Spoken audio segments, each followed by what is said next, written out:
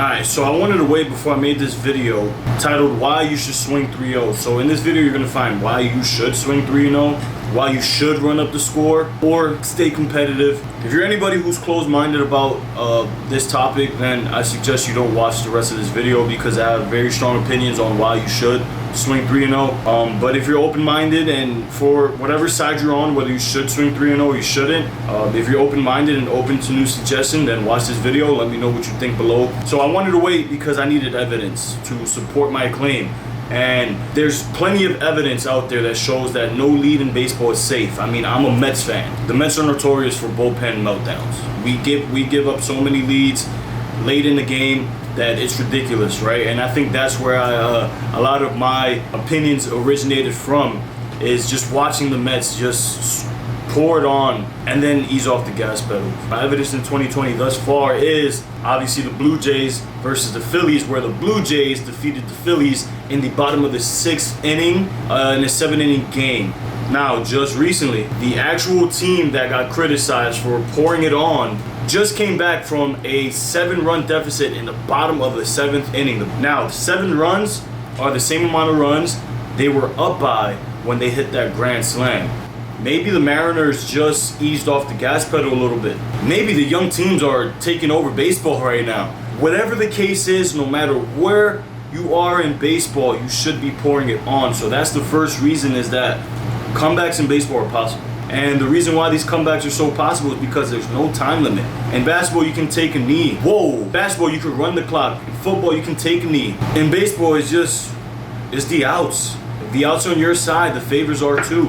While we're on the coach's perspective, I'm going to go over one more coaching perspective, then we're going to go on into the player's mindset. So this last coaching perspective, which is reason number 3, and that's rest. So if you're up 10, you can get other guys burned. If it's a competitive game, you're going to keep your starters in, and you're going to put in your best bullpen guys, whether it's your closer, your setup man.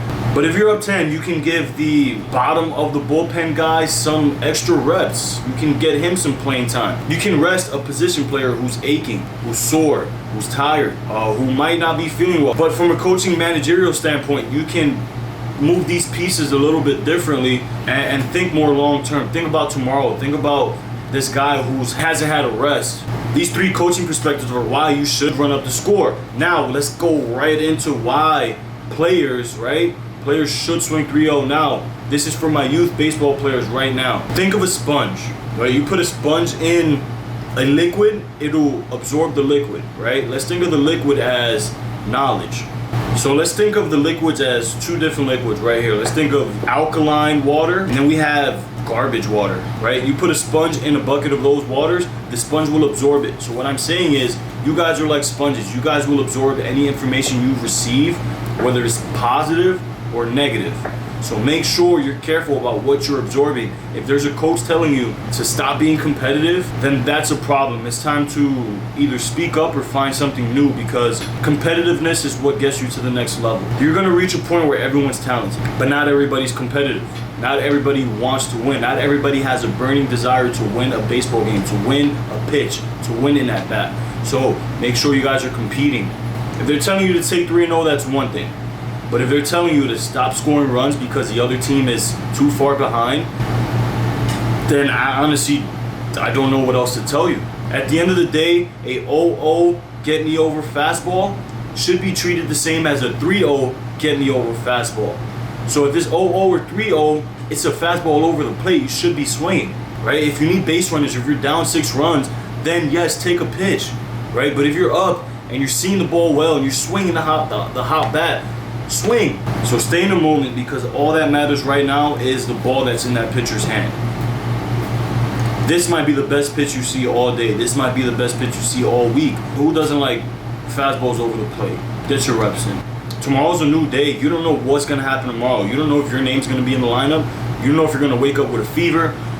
You don't know if it's going to rain. You don't know anything other than right now. And it's time to swing. It's time to get your reps in, which is reason number 5. You get extra reps, right? Reps don't come by just showing up. Reps come by actually taking action. So going up there swinging allows for more experience, which allows for more feedback, which feedback is the next reason why you should swing 3-0. So I learned this from one of my old coaches, former Washington National, Rick Caputo. Rick Caputo mentioned to me once that swinging early in the count allows for more feedback. So the way I like to think of it is this. We have two scenarios. We have scenario A where it's 3-0, you take a first pitch fastball for a strike. Second pitch, he comes with another fastball, you swing, foul it back, you're late. You have feedback, but you have 2 strikes. Now scenario B, it's 3-0, he throws a first pitch fastball that you foul back. Now the count is 3-1. Now you have the feedback, you have the information, but you only have 1 strike. Honestly, from a strategic standpoint, it is better to have the feedback pitch on his fastball early in the count as opposed to later in the count, or with less strikes as opposed to more strikes. Make sure you guys get your feedback and get it early. Now the next reason is baseball's a that same low and away fastball Tatis Jr. took over the right field fence could have leaped over the plate and Tatis Jr. could have popped it straight up. This game will do it to you. You can hit the ball hard 4 times in a day and get no hits out of it. You can break 2 bats in a day and get 2 hits out of it. That's just the way it is, right? Baseball is a so get your swings in. People are gonna critique anyway. They're gonna talk anyway. So at the end of the day, you do what's best for you and your team. It applies to everybody out there who's competing for an award like MVP, and especially if you're 21 years old, this is good for a stat boost. So now open your mind for a second and think of this scenario. We have a week left in the season. We have Team A facing Team B. In Team A, there's a stolen base leader. Let's say he has 60 stolen bases. Now Team B has placed stolen base guy, and he has 58. Team B fell behind 6 runs. Team B's stolen base leader has 1 stolen base on the day. He has 59 as opposed to his 60. He's 0 for 3. His last at bat, he finally gets a base hit, but now the team is up 8 runs. You're telling me he shouldn't continue to steal bases so he can get this crown? Yes, it is a team sport, but there are individual accomplishments and individual attributes that make you who you are.